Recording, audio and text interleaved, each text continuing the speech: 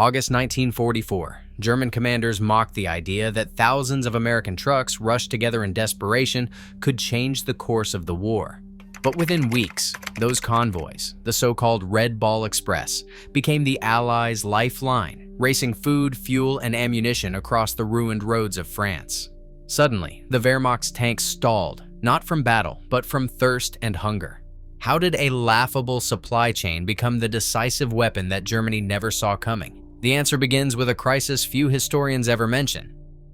Railway lines across northern France lay twisted and useless, their steel tracks torn apart by Allied bombs and German demolition teams.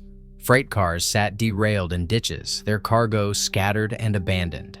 Before the invasion, planners relied on these rails to move armies and supplies. But by late summer 1944, the network was shattered. Not a single train reached the front lines. Every bridge from Normandy to the Seine had been targeted, some reduced to rubble, others left standing but rigged with explosives, ready to collapse at the first sign of Allied repair crews. The ports fared no better. Cherbourg, once the key to resupply, was left in ruins after a brutal siege. Docks were mined, cranes toppled, and warehouses burned. German engineers had flooded basements and blocked harbors with sunken ships, making unloading a slow and dangerous business. Le Havre and Brest remained under German control or completely unusable. Even the artificial Mulberry harbors, those massive prefabricated docks floated in from England, struggled under the sheer weight of demand. Waves and storms battered them relentlessly, and the loss of Mulberry A at Omaha Beach in June left only a single fragile port for the entire Allied force. With the ports crippled, the beaches became the only gateway for everything the armies needed: fuel, ammunition, food, spare parts. Day after day, landing craft piled up in the surf, each one waiting its turn to offload. Bulldozers carved makeshift roads through sand and mud, but every inch was contested by the sea, the weather, and the endless traffic jams. Trucks idled for hours, blocked by lines of vehicles stretching back to the water's edge. Supplies stacked up in open-air dumps exposed to rain and enemy shellfire, while frontline units radioed for deliveries that never came. The result was chaos behind the lines. The Allied advance, so swift after the breakout from Normandy, now threatened to grind to a halt, not from enemy fire, but from hunger and empty fuel tanks. Commanders sent frantic messages up the chain. The rails are gone, the ports are choked, and the roads are clogged with convoys that can't move. Ammunition and gasoline sat miles from the front, with no clear path forward. Every day, the armies pushed east, the supply lines stretched thinner, and the risk of collapse grew. The Allies had the men, the machines, and the will to keep going, but without a way to move supplies, victory itself hung in the balance. Gasoline vanished faster than it could be delivered. In August 1944, Patton's Third Army alone burned through 800,000 gallons a day. The First Army needed nearly as much. Combined, their appetite for fuel, ammunition, and rations soared far beyond what the battered French roads and makeshift beachheads could handle. Army quartermasters sent out daily reports, each one more dire than the last. Charts showed demand outpacing supply by thousands of tons. Even the most optimistic planners admitted the numbers didn't add up. Every mile the armies advanced eastward, the gap widened. Trucks sat idle, waiting for loads that never arrived. Ammunition dumps emptied faster than they could be restocked. Gasoline drums stacked at the coast weren't worth a thing to a tank stranded 200 miles inland. Field commanders warned of a looming standstill. If the front lines outpaced their supply lines by even a day, the advance would stall. A single division could burn through 60,000 gallons in 24 hours. Multiply that by dozens of units, and the scale of the crisis becomes clear. General Bradley's staff calculated that the armies needed at least 12,000 tons of supplies delivered every day just to keep moving. In reality, the daily haul often fell short. The entire Allied advance, hundreds of thousands of men, thousands of tanks and guns, balanced on a knife's edge. One missed convoy, one washed-out road, and the entire offensive could freeze in place. The threat wasn't just inconvenience. It was the risk of losing the momentum that had carried the Allies out of Normandy. Every hour lost to empty fuel tanks gave the Germans time to regroup and dig in. By late August, the urgency reached a fever pitch. Planners pored over fuel usage memos and consumption charts, searching for a miracle. The numbers told a simple story. The armies were moving too fast for the supply system to keep up.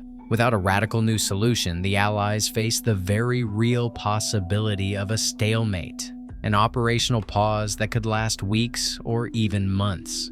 The shadow of trench warfare, so recently escaped, threatened to return. For the men at the front, every bullet, every gallon of gas, every meal depended on a supply chain stretched to its breaking point. The only way forward was to invent something entirely new and do it before the advance ran dry. Orders spread like wildfire through the command tents. In the last week of August 1944, with every frontline report growing more desperate, Brigadier General Ewart Plank and his staff faced a problem no manual could solve. The rails were gone, the ports were wrecked, and the roads had become a maze of stranded trucks. Plank gathered his officers for an emergency session that began before dawn and stretched through the night. The clock was ticking. 12,000 tons of supplies had to move every day, or the advance would freeze. There was no time for debate. Plank's team worked in shifts, poring over maps, fuel reports, and the latest dispatches from the front. Chalk dust clouded the air as routes were drawn, erased, and redrawn. Staffers calculated distances from Cherbourg to Chartres, measured every mile by how much fuel a GMC truck would burn, and counted how many drivers could be pulled from other units. Every possible solution ran into the same wall. The roads were choked, and the enemy still controlled critical junctions.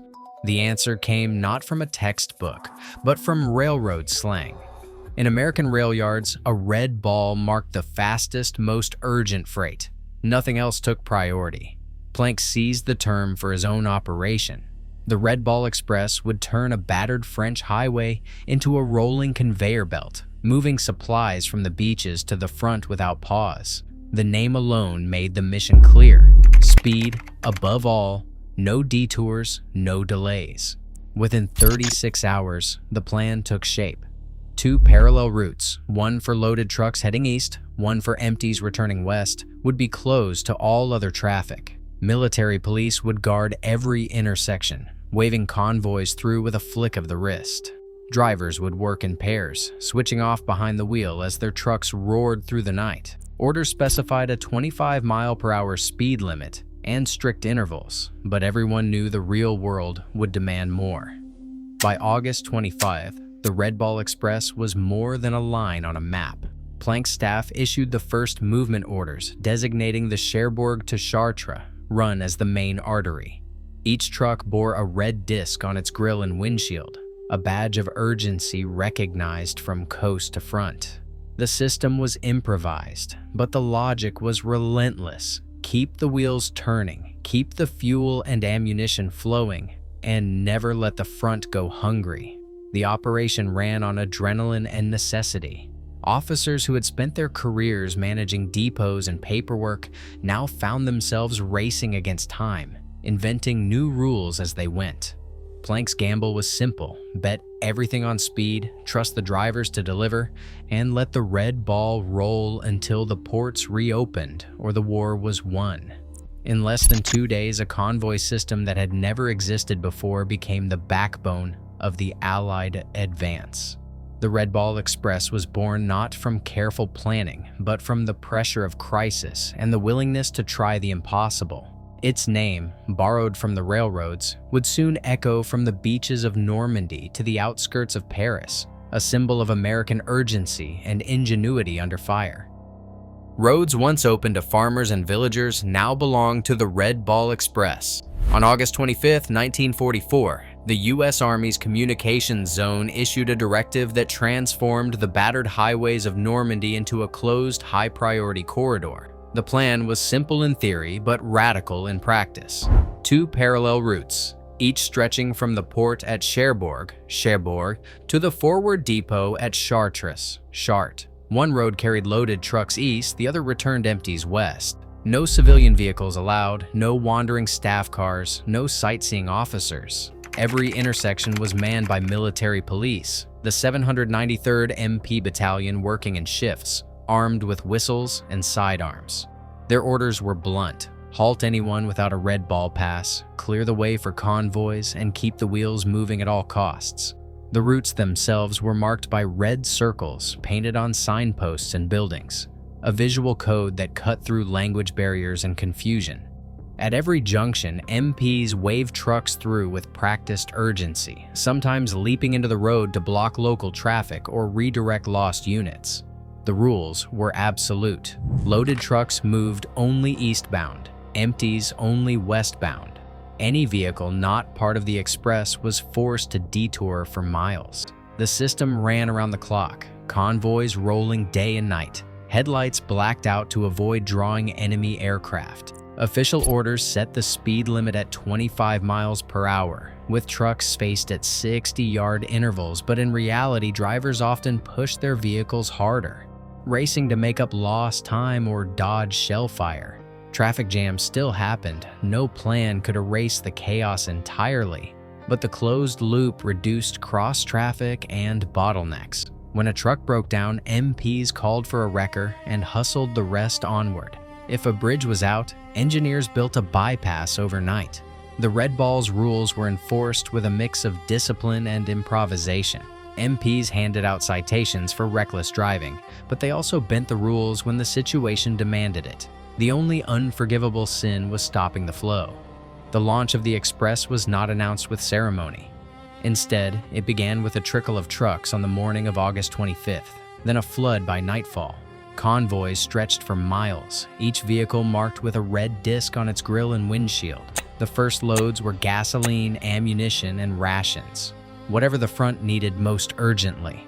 Within days, the Red Ball Express became a living artery, pulsing with urgency and noise, guarded at every turn by MPs who knew that a single stalled truck could back up the entire advance.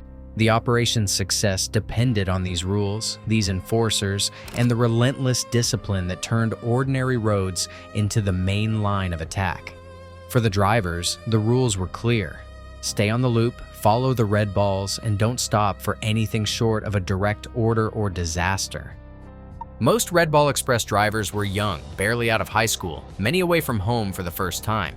Nearly 3 out of every 4 behind the wheel were African American, assigned to segregated truck companies that the Army had, until now, kept far from the front lines.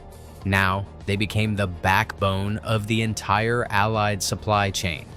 The job was relentless. Each run from the coast to the forward depots and back could take 54 hours, with only a partner to share the driving. Sleep came in stolen moments, wedged between gear shifts or during quick handoffs at the wheel. Fatigue blurred the edges of the road. More than one driver admitted to waking up with his hands still gripping the wheel, headlights bouncing off a stone wall or the back of another truck. Breakdowns were constant. Convoy mechanics were scarce, so drivers learned to fix what they could.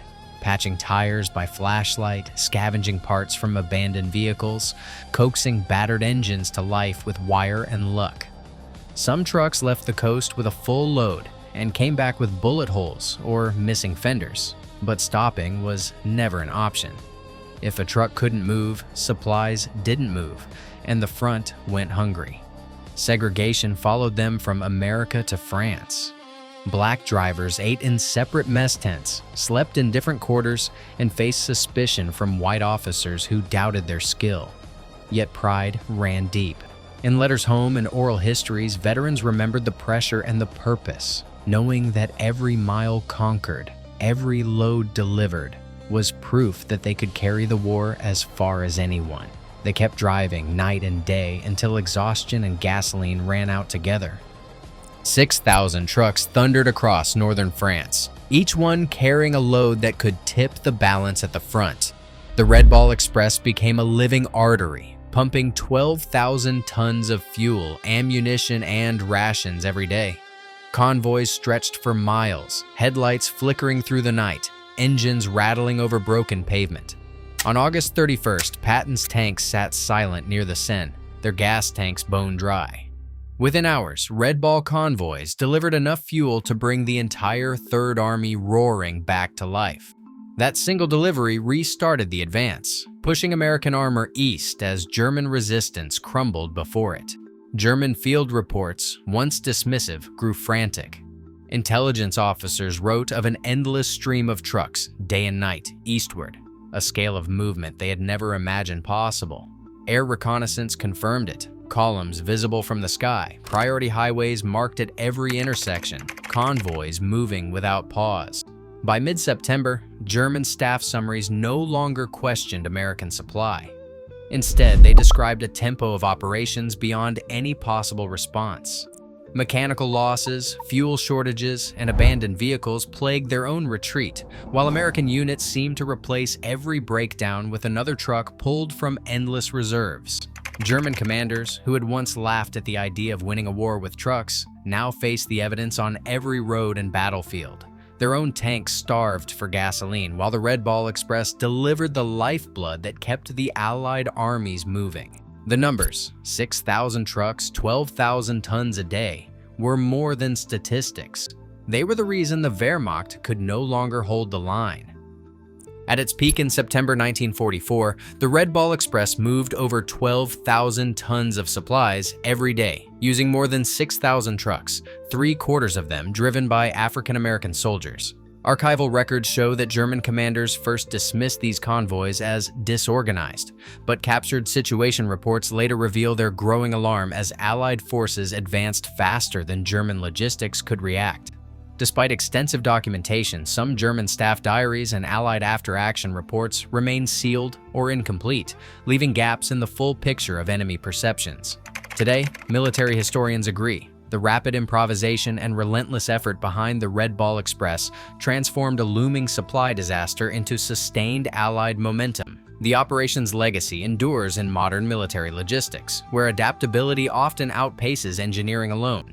The facts are clear. Victory in Western Europe was delivered not just by firepower, but by the persistence of those who kept the trucks rolling day and night until the war's end.